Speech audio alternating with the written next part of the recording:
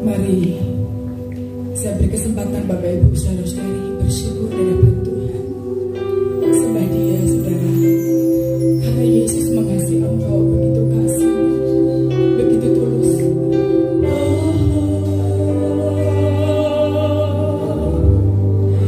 Mari bersuara di hadapan Tuhan.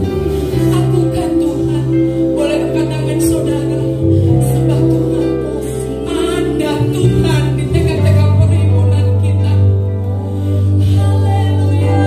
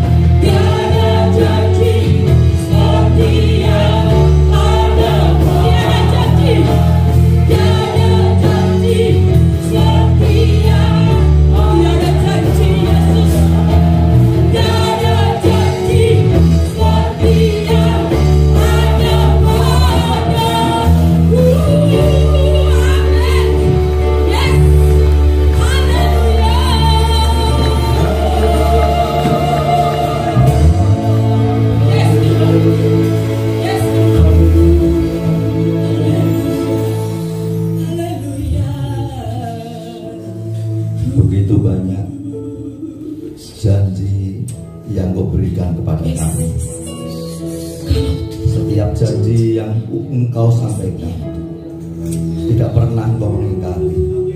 Engkau Tuhan yang tidak bisa mengingkari janji-Mu sendiri. Kami bersyukur di hadapan buat pengenapan setiap janji yang Kau berikan kepada kami. Dan bahkan kalau sampai saat ini kami berada dalam keadaan kami berada dalam pemeliharaanmu, dalam berkat-Mu, ini pun pengenapan janji yang Kau berikan kepada kami. Biarlah pagi yang indah ini pujian syukur kami naikkan di hadapan-Mu.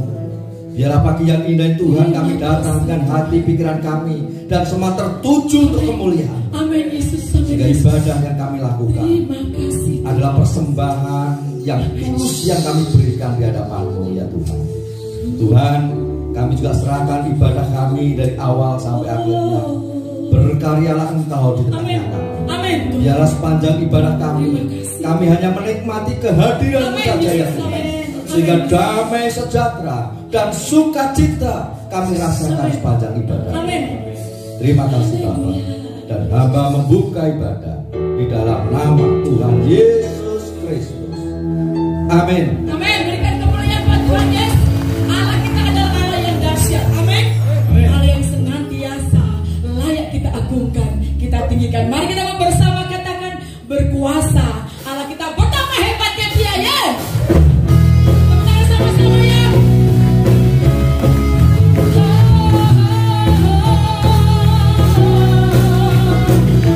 Sama-sama kita menyanyikan musik ini. Berkuasa di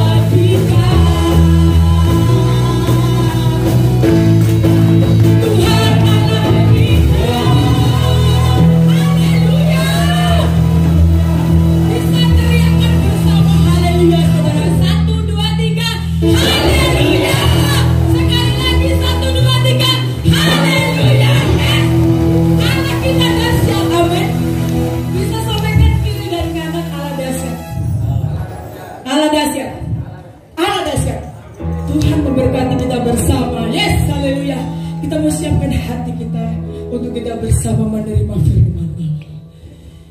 Kau sanggup membuka jalan kami. Terima kasih Yesus. Oh, terima kasih Tuhan.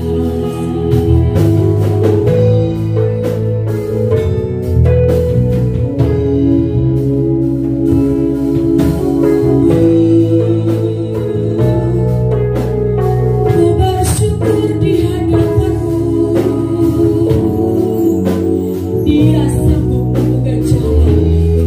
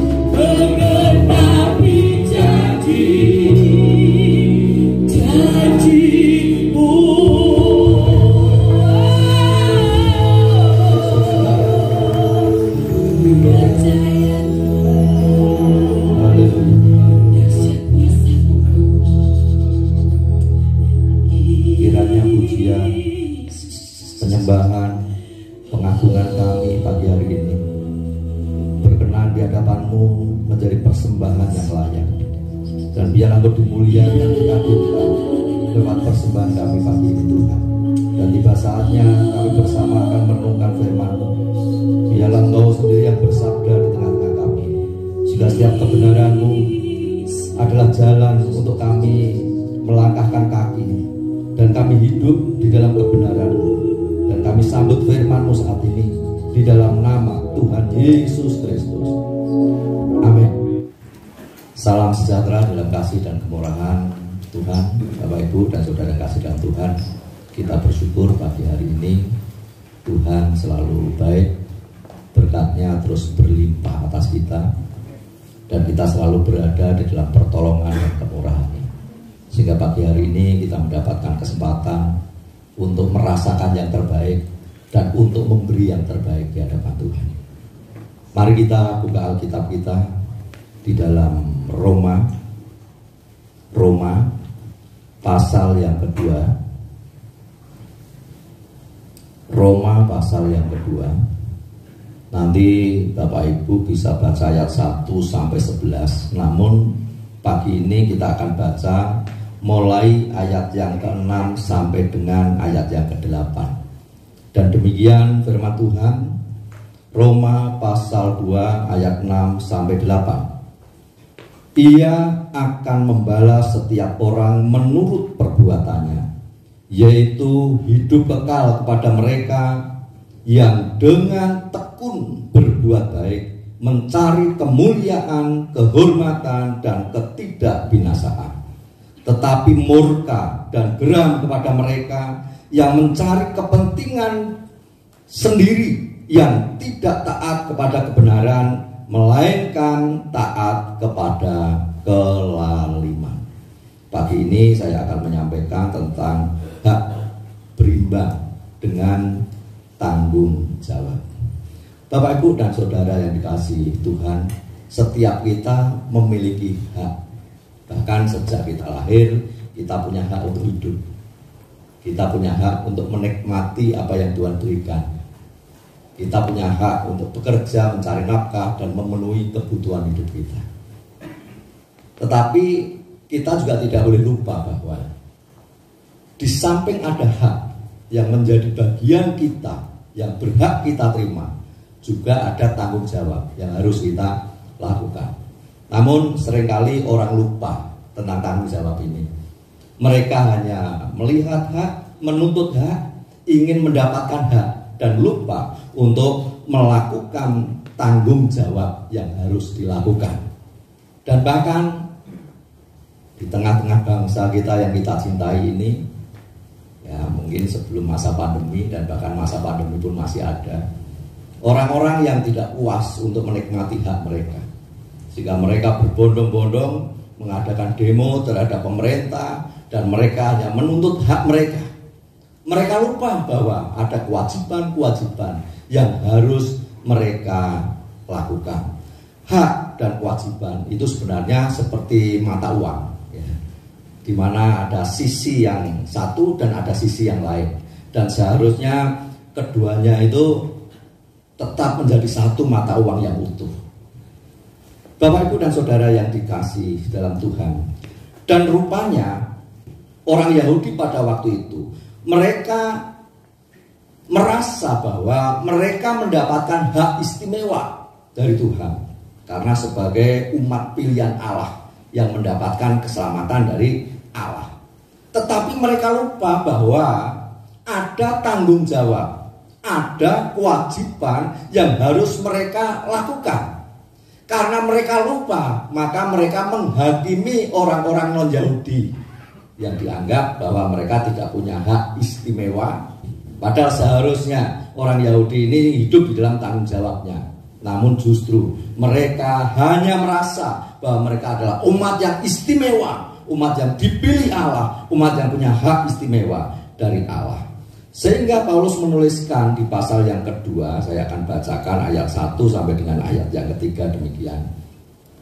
Karena itu hai manusia, siapapun juga engkau yang menghakimi orang lain, engkau sendiri tidak bebas dari salah.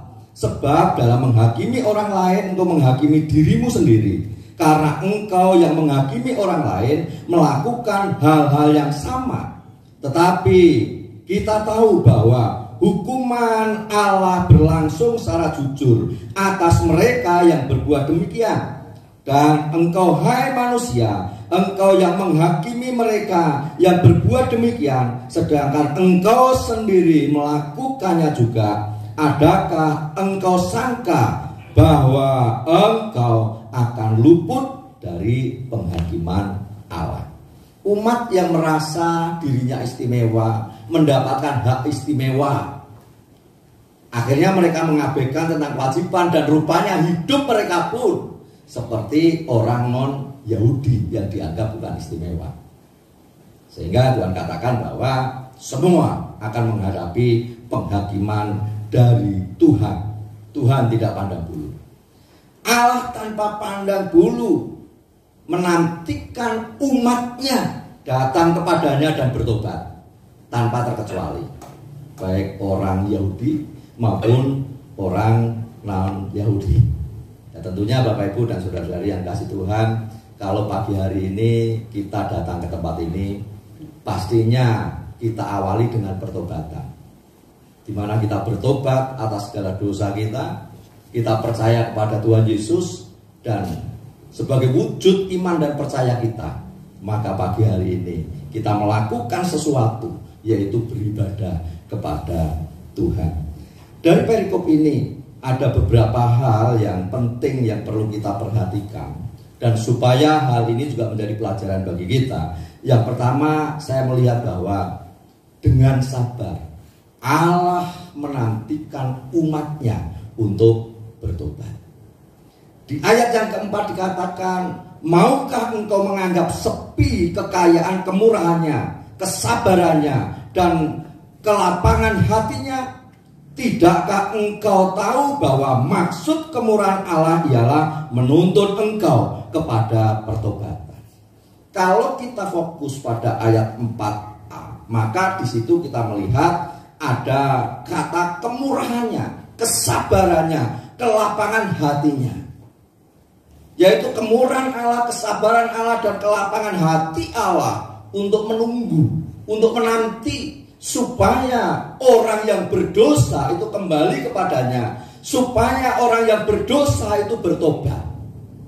Kata kemurahan ada kata yang sama dengan itu, dan di bahasa aslinya ada krestotes, yaitu kemurahan hati. Dan rupanya Tuhan itu bermurah hati. Dan kapan Tuhan nyatakan kemurahan hatinya itu? Pada saat Yesus kakinya diurapi oleh seorang perempuan yang berdosa, yaitu Maria, di dalam Yohanes pasal 12 ayat yang ketiga, di mana Maria mengambil setengah kati minyak narwastu yang murni, yang harganya mahal, lalu meminyaki kaki Yesus dan menyeka dengan rambutnya. Padahal sebenarnya tidak layak seorang yang berdosa mengurapi kaki Yesus. Kalau orang Yahudi, bahkan orang Farisi, ketika mereka melihat, pasti mereka akan mengatakan bahwa hal itu tidak layak. Tetapi kenapa Yesus membiarkan hal itu dilakukan oleh Maria? Karena Yesus memiliki kemurahan hati, yaitu kemurahan hati yang mau mengampuni dosa dan kesalahan Maria. Sehingga Maria yang dosanya sudah diampuni, kesalahannya yang sudah diampuni, maka dia memberi yang terbaik di hadapan Tuhan. Dan dikatakan tadi dia mengambil setengah kati minyak narwastu yang sangat mahal harganya, dan itu digunakan untuk menyeka kaki Yesus, bahkan menyekanya dengan rambutnya. Dia sudah mendapatkan pengampunan dari Tuhan, dia merasakan pengampunan dari Tuhan, dan dia memberi yang terbaik kepada Tuhan. Jadi kita melihat bahwa kemurahan hati Tuhan itu dinyatakan di dalam pengampunan. Kemudian kita juga pernah membaca, mendengar, dan bahkan minggu yang lalu kita mendengar bagaimana seorang wanita yang dibawa di hadapan Yesus untuk dihakimi, sebab wanita itu tertangkap bahwa dia sudah berbuat zina. Dan hukuman yang harus diberikan kepada wanita itu adalah dirajam dengan batu, yang berarti hukuman mati yang layak diterima wanita itu.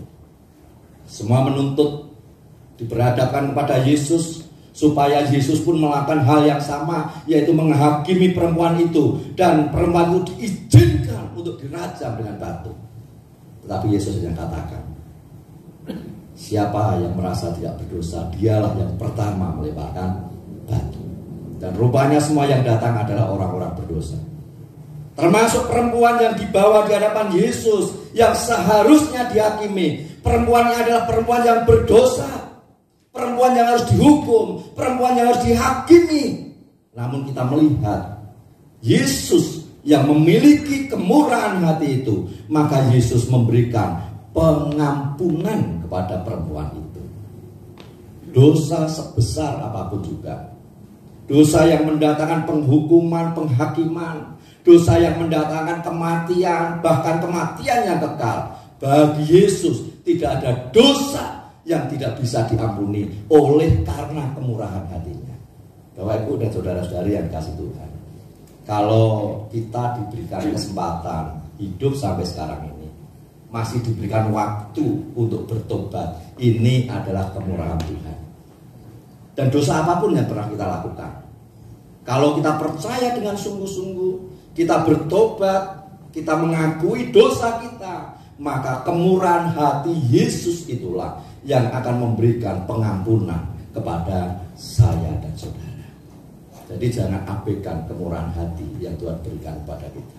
Namun mari kita bersyukur, oleh karena kemurahan hatinya lah, maka segala dosa saya dan saudara diampuni oleh Tuhan. Kemudian selain kata kemurahan hati, kalau kita lihat di ayat yang keempat tadi juga kesabarannya.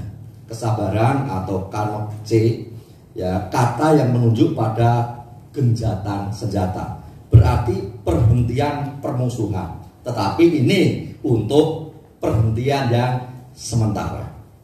Artinya begini, orang Yahudi beranggapan bahwa mereka sudah selamat hanya karena Allah belum menghukum mereka. Artinya mereka tetap melakukan kesalahan karena mereka percaya bahwa mereka punya hak istimewa, yaitu keselamatan yang diberikan oleh Allah. Sehingga karena kepercayaannya punya hak istimewa ini, mereka masih hidup di dalam dosa, mereka masih hidup di dalam kesalahan. Namun Tuhan belum bertindak untuk menghukum mereka. Sementara mereka tetap dibiarkan, masih diberikan waktu, masih diberikan kesempatan. Namun mereka merasa bahwa hal itu tidak salah karena mereka sudah mendapatkan jaminan kehidupan. Padahal sebenarnya digambarkan seperti genjatan senjata yang sementara, menghentikan permusuhan yang sementara. Dan setelah itu kalau mereka tidak bertobat, maka tentunya Allah akan memberikan penghukuman kepada mereka. Sering juga manusia melakukan kesalahan di hadapan Allah, namun Allah tetap berdiam diri. Allah membiarkan umatnya ini di dalam kesalahannya, dan Allah sabar menunggu kapan umatku ini kembali, kapan umatku ini bertobat. Jangan sampai kita merasa bahwa saya kan anak Allah, sekalipun saya berbuat dosa, saya mendapatkan keselamatan dari Allah. Ingat bahwa Allah panjang sabar menunggu kita kembali, menunggu kita bertobat. Jangan sampai kita merasa karena penghukuman itu belum terjadi, maka kita bermain dengan dosa dan mempermainkan Allah. Ini adalah satu sikap yang salah. Sikap orang Yahudi yang seperti itu salah. Mereka begitu yakin bahwa mereka adalah orang yang istimewa, punya hak istimewa, sehingga mereka membiarkan hidup mereka di dalam dosa. Padahal setiap dosa pasti akan mendatangkan penghukuman bagi mereka yang melakukannya. Mungkin mereka belum merasakan karena penghukuman itu belum diberikan. Tetapi ingat bahwa pada saat menghadap Tuhan, segala sesuatu yang kita kerjakan, kita pertanggungjawabkan di hadapan Tuhan. Dan tidak ada yang tersembunyi di hadapan Tuhan. Manusia bisa menyembunyikan kesalahannya di hadapan sesamanya, tetapi manusia tidak bisa menyembunyikan kesalahannya, dosanya di hadapan Tuhan. Tuhan akan tahu semuanya. Tadi malam saya ngobrol-ngobrol sama istri saya. Saya berbicara tentang integritas. Dan saya bilang, terkadang sayang Bu ya, orang sudah dikasih Tuhan, dikasih kesempatan Tuhan untuk melayani, dikasih kedudukan oleh Tuhan, tetapi tidak memiliki integritas di dalam hidupnya, membiarkan hidup di dalam dosa, dan tidak menghargai Tuhan yang sudah memberikan kepercayaan untuk hidup dan memberikan kepercayaan untuk melakukan sesuatu, khususnya untuk melayani Tuhan. Kadang hal itu membuat sedih, tetapi Tuhan kita yang baik, Tuhan selalu panjang sabar memberikan kesempatan supaya kita bertobat, supaya manusia bertobat, supaya manusia kembali kepada Allah.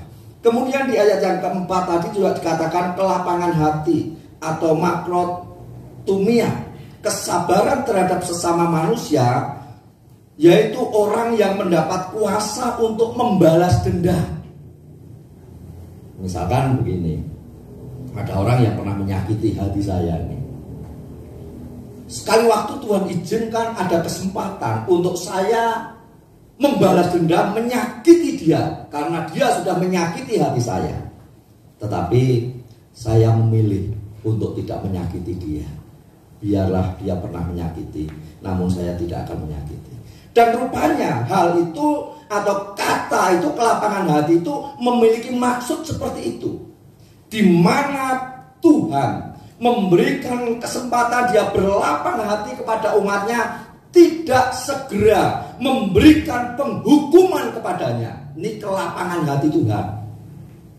Sehingga orang yang tidak mengerti, Tuhan aja tidak marah kok saya berbuat dosa, Tuhan aja tidak menghukum kok, kenapa pendeta itu bawel, kenapa kamu bawel, kenapa kamu banyak ngomong, sedangkan Tuhan aja diam saja, tidak menghukum saya.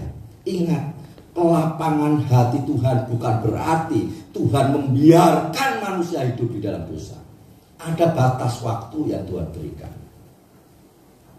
Jadi kalau Tuhan masih berlapang hati, sebenarnya satu harapan bagi kita untuk kembali kepada Tuhan. Amin. Karena manusia hidup ini rentan dengan godaan. Sehingga untuk mempertahankan hidup di dalam kebenaran seringkali sulit. Karena tantangan persoalan di dalam hidup terjadi. Bahkan tantangan untuk hidup di dalam ketidakbenaran, peluang untuk hidup ketidakbenaran itu ada.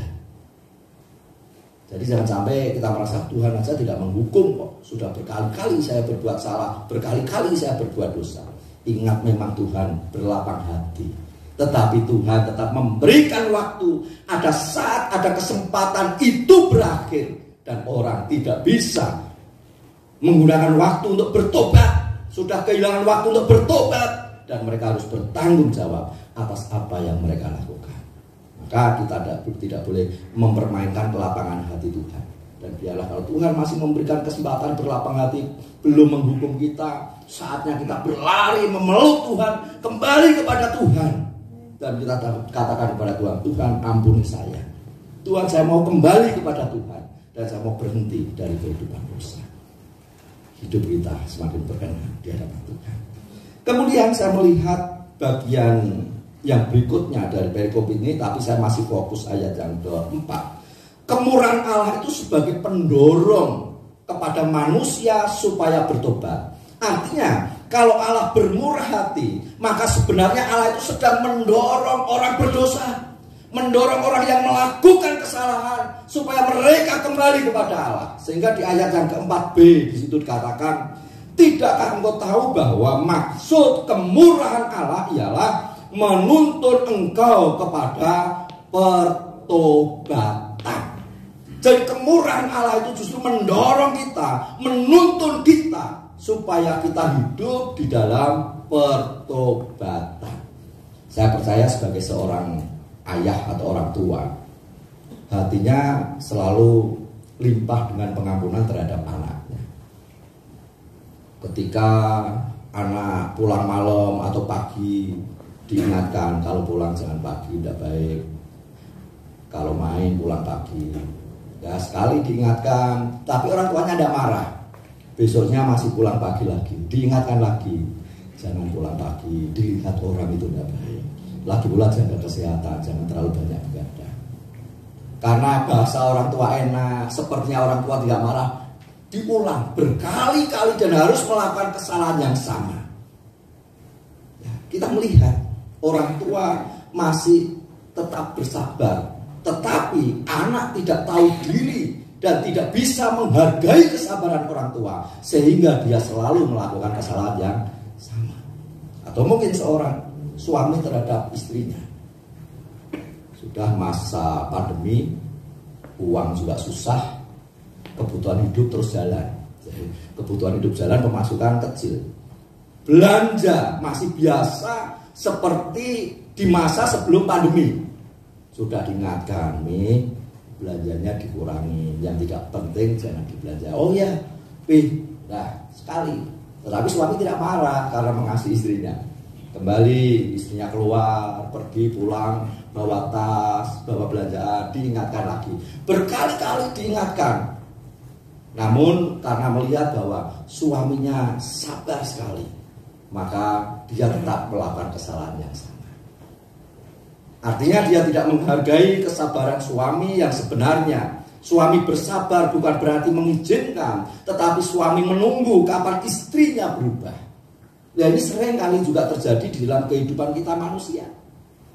Sudah berapa kali kita datang kepada Tuhan untuk meminta pengampunan dari Tuhan, dan Tuhan tetap bersabar. Anakku, aku tetap sabar, aku mengampuni engkau. Melakukan dosa lagi, melakukan kesalahan lagi, sadar, datang kepada Tuhan lagi. Tuhan, ampuni saya sudah berdosa Tuhan. Oh ya anakku, aku mengampuni engkau. Tetapi masih melakukan dosa yang sama, berkali-kali melakukan dosa yang sama. Saya hanya yang mengatakan bahwa hanya orang bodoh yang selalu melakukan kesalahan yang sama.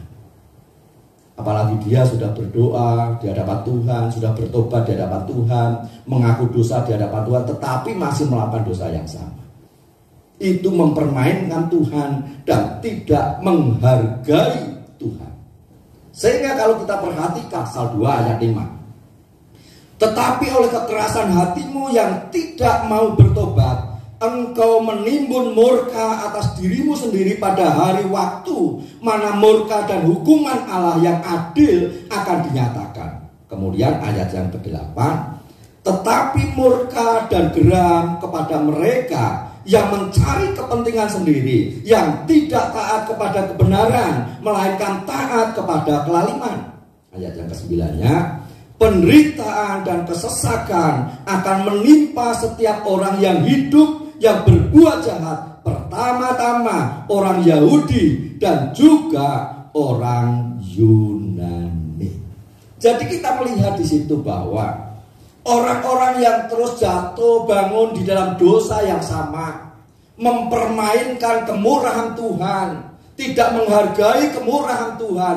Ingat bahwa mereka adalah orang-orang yang melakukan kesalahan. Mereka sedang menimbun murka atas dirinya sendiri di ayat yang ke-5. Yang artinya bahwa suatu saat penghukuman itu pasti akan Tuhan berikan padanya, oleh karena mereka tidak bertobat.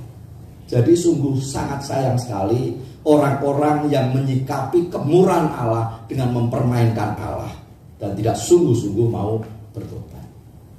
Maka seharusnya yang terjadi adalah ketika orang mengerti tentang kemurahan Allah, menghargai kemurahan Allah, Allah panjang sabar, Allah bermurah hati, Allah tidak segera menghukum, maka seharusnya kita datang kepada Tuhan, kita mohon pengampunan dari Tuhan atas dosa yang pernah kita lakukan, dosa yang pernah kita perbuat, dan setelah itu berhenti dari dosa. Amin. Ada banyak orang ketika sehat, aja ibadah itu susah, melayani Tuhan susah.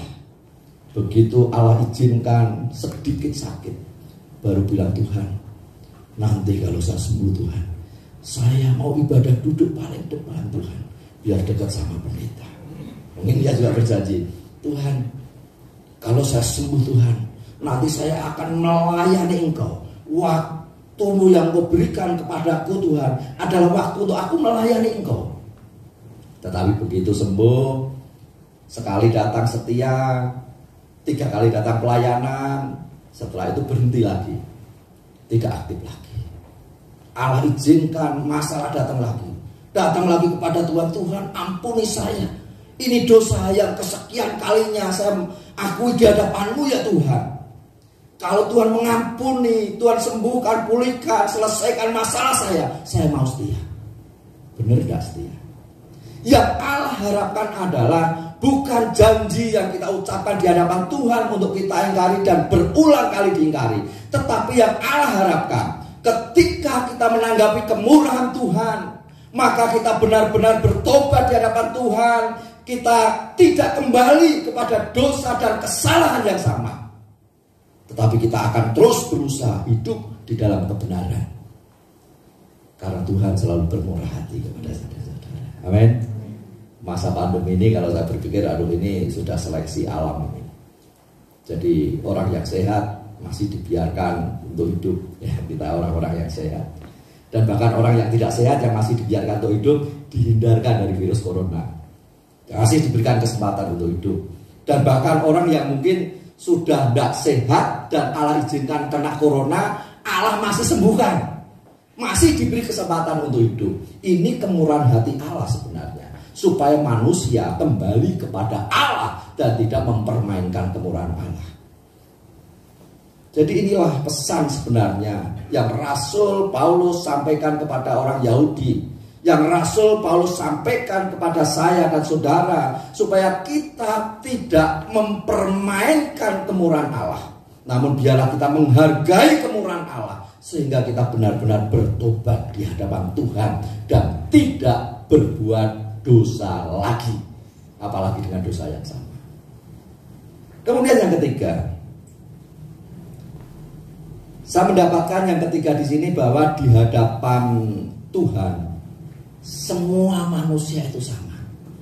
Allah perlakukan manusia itu sama di hadapan Tuhan. Sehingga saya melihat di ayat yang ketiga di situ dikatakan, dan engkau hai manusia, engkau yang menghakimi mereka yang berbuat demikian, sedangkan engkau sendiri melakukannya juga, adalah engkau sangka bahwa engkau akan luput dari hukuman Allah. Ayat 9. Penderitaan dan kesesakan akan menimpa setiap orang. Ingat di situ, setiap orang yang hidup, yang berbuat jahat, pertama-tama orang Yahudi, orang yang merasa punya hak istimewa, dan juga orang Yunani. Berarti Yahudi dan Yunani sama di hadapan Tuhan. Kemudian ayat yang ke-10, tetapi kemuliaan, kehormatan, dan damai sejahtera akan diperoleh semua orang yang berbuat baik, pertama-tama orang Yahudi dan juga orang Yunani. Sebab Allah tidak memandang bulu. Allah yang kita sembah itu Allahnya siapa? Allahnya umat manusia, dari berbagai suku, dari berbagai golongan. Semua punya hak yang sama di hadapan Allah. Pengorbanan Kristus di kayu salib untuk mengampuni setiap orang yang berdosa, baik orang Yahudi maupun orang non-Yahudi. Saya dan saudara bukan orang Yahudi, tetapi kita adalah orang yang mendapatkan kemurahan Allah, yang mendapatkan pengampunan dari Allah. Dan firman Allah katakan, siapapun juga mereka yang tidak hidup taat setia kepada Allah, maka mereka akan dihukum. Dan siapapun juga mereka yang selalu hidup taat kepada Allah, hidup di dalam kebenaran, mereka akan dilepaskan dari penghukuman. Siapapun juga. Berarti Allah ini tidak diskriminasi. Allah ini mengasihi semua, dan Allah akan menghukum semua yang berdosa. Orang yang mengasihi Tuhan, menanggapi kasih sayang Tuhan, dan hidup di dalam kebenaran, mereka mendapatkan kasih sayang dan pengampunan Tuhan. Sementara mereka yang mengeraskan hati dan tidak hidup taat setia kepada Tuhan, mereka akan dihukum. Antara saya dan Bapak Ibu di hadapan Tuhan tidak sama. Kalau saya berbuat dosa, Tuhan akan menghukum saya. Kalau Bapak Ibu saudara-saudari berbuat dosa, Bapak Ibu juga akan dihukum oleh Tuhan. Tetapi sebaliknya, ketika kita mengasihi Allah, hidup di dalam kebenarannya, maka kasih sayang Allah selalu dilimpahkan atas saya dan saudara. kita dilepaskan dari dosa, baik Bapak Ibu maupun saya, baik jemaat maupun hamba Tuhan, kita sama di hadapan Tuhan. Kasih sayang Tuhan sama di hadapan Tuhan. Sehingga Tuhan pun tidak boleh mengatakan, oh kalau saya kan hamba Tuhan, saya boleh hidup di dalam dosa karena saya hamba Tuhan. Tidak, justru penghukumannya akan semakin berat. Karena seharusnya seorang hamba Tuhan memberitakan kebenaran dan hidup di dalam kebenaran. Jadi kayak saya sendiri, tanggung jawab saya berat di hadapan Tuhan. Jadi Bapak Ibu dan Saudara yang dikasih Tuhan, Tuhan tidak memandang muka semua manusia di hadapan sama, dan keinginan Tuhan supaya setiap orang hidup di dalam kebenaran. Kemudian yang terakhir, saya dan saudara harus berbuat sesuai dengan iman kita. Harus punya sikap sesuai dengan iman kita. Harus punya perilaku sesuai dengan iman kita. Kita adalah orang-orang beriman karena kita percaya kepada Yesus. Yang berarti Yesus itu adalah Tuhan kita. Kalau Yesus itu Tuhan kita, maka Dia adalah guru agung kita. Dan setiap kebenaran firman Allah yang disampaikan, kebenarannya yang disampaikan, itu adalah kebenaran yang harus kita ikuti. Yang mana kita harus jalan sesuai dengan kebenaran yang Tuhan berikan. Hendaknya hidup saya dan saudara ini mencerminkan Kristus yang ada di dalam hidup kita. Maka kita harus berbuat sesuai dengan iman. Sehingga di ayat yang ke-6 tadi dikatakan, Ia akan membalas setiap orang menurut perbuatannya. Kemudian ayat yang ke-7, yaitu hidup kekal kepada mereka yang dengan tekun berbuat baik, mencari kemuliaan, kehormatan, dan ketidakbinasaan. Kemudian saya loncat ayat 10, tetapi kemuliaan, kehormatan, dan damai sejahtera akan diperoleh semua orang yang berbuat baik, pertama-tama orang Yahudi dan juga orang Yunani. Jadi saya melihat di ayat yang ke-7, ayat yang ke-10 bahwa hidup kekal. Hidup kekal itu hanya dimiliki oleh orang-orang yang percaya kepada Yesus. Artinya bahwa karena iman dan percaya kita kepada Yesus, maka saya dan saudara memiliki hidup yang kekal. Lalu apa yang dilakukan oleh orang-orang yang memiliki hidup kekal? Ayat yang ke-7 tadi dikatakan berbuat baik, mencari kemuliaan, kehormatan, dan ketidakbinasaan. Ini adalah satu sikap hidup yang harus dilakukan oleh orang-orang yang percaya kepada Yesus. Bukan berarti berbuat baik, mencari kemuliaan, kehormatan, dan ketidakbinasaan itu untuk mendapatkan hidup kekal, bukan. Karena hidup kekal itu sendiri adalah anugerah yang diberikan oleh Tuhan. Lalu tandanya apa bagi orang yang sudah menerima anugerah itu? Bagi orang yang sudah mendapatkan keselamatan, tandanya apa? Maka Paulus katakan di situ harus berbuat baik. Jadi kalau ada orang yang mengatakan saya orang Kristen, saya percaya Yesus, saya punya hidup kekal, tetapi setiap hari hidupnya tidak baik, saya ragu dengan imannya. Apakah dia benar-benar beriman kepada Yesus atau tidak? Atau iman itu hanya kepura-puraan saja? Padahal di sini orang yang punya hidup kekal, orang yang percaya kepada Yesus, maka dia akan memiliki perbuatan baik. Kemudian mencari kemuliaan. Artinya dia mencari masalah, persoalan, tapi segala sesuatu yang dilakukan, yang dikerjakan harus mendatangkan kemuliaan bagi Tuhan. Tidak mendatangkan batu sandungan. Orang melihat orang Kristen, orang luar sana Mas ya, melihat orang Kristen, dia ngomong, itu orang Kristen seperti itu masih sama aja ya, dagang juga masih banyak bohongnya, ngomong tidak pernah bisa dipercaya, dan jujur kok sama saja. Ini kan jadi batu sandungan. Keluar dari gereja, baru mau turun motornya, ada motor ngebut, bilangnya apa? Anjing. Jadi refleksnya begitu. Loh, ini kan baru ibadah loh tadi. Atau baru mau turun, kagok ada orang lewat, ngelorong aja, goblok. Ini kan baru saja keluar dari gereja, masih bawa Alkitab, tetapi tidak mencerminkan kehidupan sebagai anak Tuhan yang mendatangkan kemuliaan bagi Tuhan. Nah, ini kan repot. Maka perbuatan itu harus sesuai dengan iman. Kemudian melakukan hal-hal yang mendatangkan kehormatan. Apakah yang kita lakukan, kita kerjakan ini mendatangkan hormat bagi diri kita? Enggak? Udah, jangan buat Tuhan dulu, buat diri kita. Atau justru yang kita lakukan, kita kerjakan itu mendatangkan celaan bagi diri kita. Orang mencela kita karena perbuatan yang tidak baik. Namun Allah ingin supaya yang kita kerjakan ini mendatangkan hormat bagi diri kita. Bukan berarti kita orang yang gila hormat dan mencari hormat. Enggak. Dan yang kita lakukan, kita kerjakan itu harus mendatangkan hormat bagi Tuhan. Ya, itu baru namanya orang beriman. Hidupnya sesuai dengan imannya. Kemudian dikatakan juga oleh Rasul Paulus tadi di ayat yang ke-7, mencari ketidakbinasaan. Orang-orang yang mencari kebinasaan itu orang-orang yang selalu hidup di dalam dosa dan tidak pernah hidup di dalam pertobatan. Mencari binasa ini paling gampang. Udah, tolak aja anugerah yang Tuhan berikan dan hiduplah di dalam dosa. Pasti enggak akan binasa. Namun Allah mengasihi kita. Allah tidak ingin membiarkan kita ini binasa. Amin. Manusia diciptakan segambar dan serupa dengan Allah. Ada sesuatu yang sangat penting di dalam hidup manusia ketika Allah menciptakan manusia, dan bahkan napas hidup manusia itu dari hembusan napas Allah. Sehingga Allah tidak ingin supaya saya dan saudara, supaya kita orang percaya ini binasa.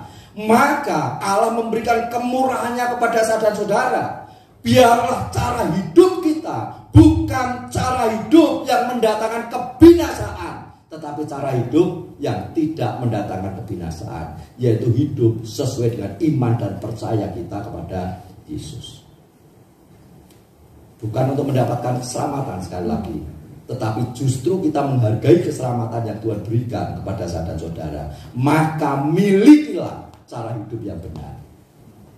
Karena orang akan melihat bukti bahwa kita ini sudah diselamatkan oleh anugerahnya ketika mereka melihat cara hidup kita yang sesuai dengan iman kita. Kemudian kalau kita kembali di ayat yang ke-10 di situ dikatakan demikian. Tetapi kemuliaan, kehormatan dan damai sejahtera akan diperoleh semua orang yang berbuat baik. Pertama-tama orang-orang Yahudi dan juga orang Yunani. Jadi rupanya orang-orang yang hidup di dalam kebenaran yang sesuai dengan imannya, maka mereka akan mendapatkan kehormatan dari Tuhan. Jadi kemuliaan, kehormatan dan damai sejahtera akan diperoleh semua orang yang berbuat baik, yaitu orang yang hidup sesuai dengan imannya. Bapak, Ibu dan saudara kasih dalam Tuhan, saya percaya bahwa setiap agama itu mengajarkan yang baik. Setiap agama. Di Indonesia ini ada berapa agama, dan semua agama itu mengajarkan yang baik. Sehingga yang harus terjadi di tengah-tengah negeri kita ini adalah orang-orang hidup di dalam kebaikan. Karena di negeri kita orang harus beragama. Kalau mereka hidup sesuai dengan ajaran agama mereka masing-masing yang mengajarkan kebaikan, maka mereka akan hidup baik.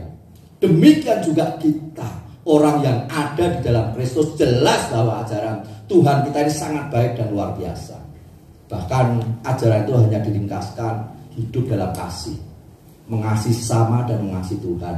Dan itu kalau dijabarkan sangat luas sekali. Maka hal itulah yang harus nampak di dalam kehidupan saya dan saudara. Biasanya pohon itu bisa diketahui jenisnya ketika pohon itu berbuah. Mungkin Bapak Ibu pernah melihat tanaman saya yang ada di depan.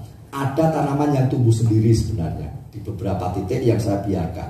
Karena saya masih penasaran ini sebenarnya tumbuhan apa ini yang merambat. Ada di beberapa titik tempoh hari saya biarkan, saya tunggu, saya rawat sampai tanaman itu berbunga. Udah berbunga, sering saya lihatin bunganya, belum sampai jadi buah jatuh lagi. Berkali-kali belum jadi buah jatuh lagi. Akhirnya ya udahlah, nggak usah nunggu berbuah. Akhirnya saya potongin tanaman itu, saya buang. Dan sampai saat ini saya belum tahu jenis pohon apa yang tumbuh itu tadi, karena saya belum melihat buahnya. Dan ketika bapak-bapak melihat, bapak ibu saudara melihat di depan di situ ada mangga yang sedang berbuah. Mungkin yang tahu mangga, oh ini mangga ini jenisnya mangga ini. Kemudian ada yang lihat cabai, oh ini cabai ini. Ya, waktu belum keluar cabai mungkin tidak tahu kalau itu pohon cabai. Kemudian ada beberapa pohon terong, ada beberapa jenis, mungkin dilihat hampir sama. Ketika keluar buah, oh ini terong yang ungu, oh ini terong yang buat lalapan, oh ini terong yang kecil-kecil juga yang buat lalapan. Mungkin akan seperti itu. Demikian juga di dalam kehidupan kita. Maka hendaknya hidup saya dan saudara juga mengeluarkan buah, sehingga orang tahu siapa sebenarnya Tuhan kita. Dengan buah yang mereka lihat, mereka melihat bahwa ada Yesus di dalam hidup saya dan saudara, bahwa hidup kita ini menyatakan Yesus yang ada di dalam hidup saya dan saudara. Oleh sebab itu, biarlah pagi hari ini firman Tuhan mengingatkan kepada kita, kita hidup sesuai dengan iman kita. Ada hak yang akan kita terima, tetapi ada tanggung jawab yang harus kita kerjakan. Ada kewajiban yang harus kita lakukan, dan hendaknya itu seimbang. Kita menghargai hak istimewa yang Tuhan berikan kepada kita, yaitu keselamatan yang Tuhan berikan. Namun mari kita menjadi orang percaya yang hidup dan bertanggung jawab atas iman kita. Tuhan memberkati. Rendahkan dirimu di hadapan Tuhan saat ini. Sadarilah keberadaanmu di hadapan Tuhan, dan bersyukurlah kepada Tuhan, karena Tuhan selalu bermurah hati. Tuhan panjang sabar. Tuhan tidak segera memberikan penghukuman kepada saudara-saudara. Dan biarlah kita hargai kemurahan Tuhan, kesabaran Tuhan, kelapangan hati Tuhan untuk menunggu saya dan saudara supaya kita kembali kepada Dia. Biarlah kita datang kepada Dia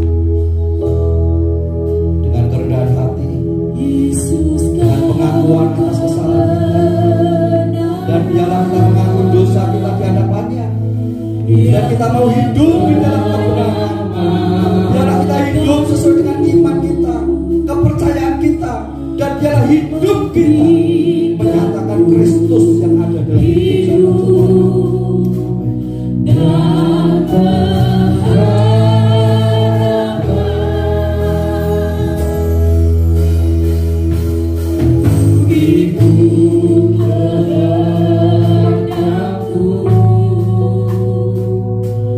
Goodbye.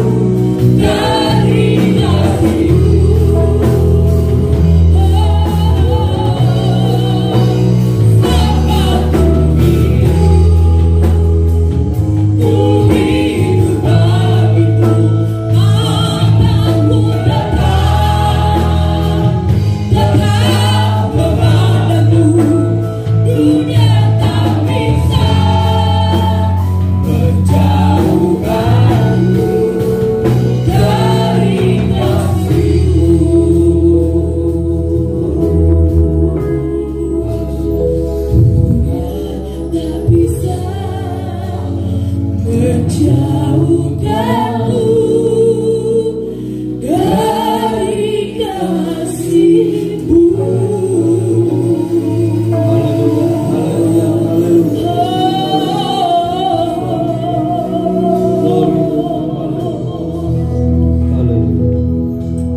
Bapak, bersyukur buat firman-Mu pagi hari ini yang mengingatkan kepada kami bahwa Engkau adalah Tuhan yang selalu bermurah hati, sabar, berlapang hati untuk menunggu kami kembali kepada-Mu. Ampuni kami ya Tuhan, kalau sering kami tidak menghargai kesabaran-Mu, dan bahkan kami bermain di dalam dosa karena merasa bahwa keselamatan itu sudah Kau berikan kepada kami. Ampuni kami. Biarlah kami merendahkan diri kami di hadapan-Mu, dan kami hidup di dalam pertobatan, dan bahkan kami tetap menetapkan hati kami untuk hidup di dalam kebenaran-Mu, sehingga hidup kami, cara hidup kami, praktek hidup kami sesuai iman dan percaya kami kepada-Mu. Kiranya Engkau dimuliakan lewat cara hidup kami. Biarlah firman-Mu tinggal di dalam kami, menjadi kekuatan bagi kami untuk menjalani hidup dan untuk tetap di dalam kebenaran. Tuhan, kami juga bersyukur atas pemeliharaan-Mu, atas berkat-Mu yang terus mencurahkan atas kami. Dan di kesempatan yang indah ini Tuhan, kami mau memberikan persembahan kami. Kami mau mengembalikan persepuluhan kami dan kerinduan kami dengan harta benda yang Kau percayakan kepada kami. Maka Engkau dimuliakan dan kami menggunakan dengan benar. Kami percaya bahwa pemeliharaan-Mu tidak pernah berhenti atas kami. Bapa, kami juga bersyukur buat pimpinan-Mu dalam ibadah kami. Dan bila sebentar kami akan pulang tinggal ke tempat ini, Tuhan yang akan menyertai kami, memberikan keselamatan-Mu, dan kami boleh sampai ke rumah kami masing-masing dengan keselamatan yang menyertai kami. Terima kasih Bapak. Dan akhirnya sidang yang dikasih Tuhan, di akhir ibadah angkatlah tangan-Mu untuk menerima berkat. Cinta kasih dan kemurahan dari Tuhan tertuju kepada-Mu. Diberkatilah rumah tangga-Mu, diberkatilah hidup nikah-Mu, diberkatilah keturunan-Mu, diberkatilah pekerjaan dan usaha-Mu, diberkatilah studi-Mu. Tuhan yang berkuasa atas hidup-Mu, membuat Kau berhasil dan memberi berkat bagi Allah. Terimalah berkat ini. Hamba memohon berkat di dalam nama